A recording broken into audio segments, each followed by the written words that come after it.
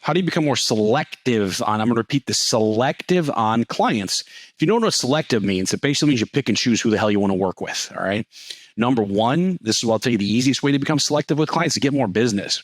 Because the more business you have, the easier it is to work with people you don't want to work with. For example, the other day, don't get me wrong, nice lady, super nice lady, but she wanted to overprice a second floor walk-up in a 55 and over community.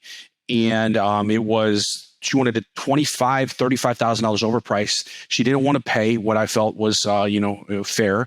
And she wanted open houses done every weekend. I'm like, you know what? This is just not a fit for me. And I told the woman who was on the phone, you know what? I don't think this is a fit for myself and my team. All right.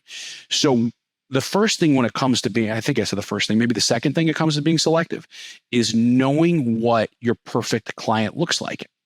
For everybody, that's totally different. All right. For me, it's a listing that's ready to sell right now and respects my schedule. Those are the three major factors that come into play. All right. Do I want someone that wants to overprice their property? Definitely not. All right. Because what I will tell you is we've all been there. Okay. Don't tell me we all been there. I've been there and I've learned from my mistakes that when I just work with anybody, you get the response of working with anybody.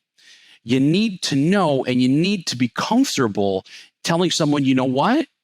I just don't think that we're a fit, and that's okay. Because what I'll tell you is I've been doing this now 22 years. Probably by the time you watch this video, it'll be 23, 24, 25 years in. Is that every one bad client that you have will take over 20 amazing clients that you're working with. Don't let those people be energy suckers at all. Don't allow that to happen. Don't allow that to come into your business, because what that does is that then comes home with you. When you have that one bad client, next thing you're a little more cranky with your spouse. You're a little more flippant with your children.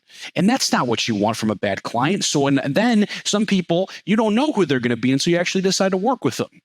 So what I've told you, some of the most satisfying things I've ever done in my entire life is letting somebody go. I don't want to say fire. We're not firing people here, but letting people go because they're not a fit for you and your business or me and my business. All right.